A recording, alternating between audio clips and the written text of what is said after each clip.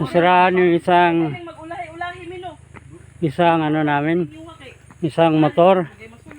Nasiraan ng clutch, naputol yung cable. Kaya ano na lang kami, maglalakad na lang kami. Mga mahigit 1 kilometro pa. Papunta doon sa location ng feeding natin. Salamat naman. Salamat ng Diyos. Ngayon ay magandang panahon. Mga ilang araw na dito, siging ulan. Pero ngayon, medyo bumuti-buti na.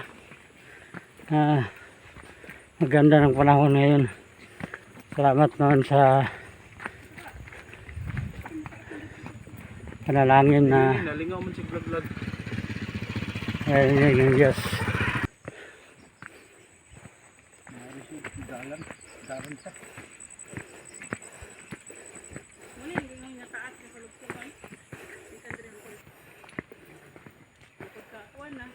Ito po. Ito lalakarin namin. Sa record pa ng bundok na yun. Yun doon ang ano natin, venue ng feeding natin. At saka sleepers. At saka mga pagkain ng mga bata. At distribution natin. Ha? Saan kami tanan?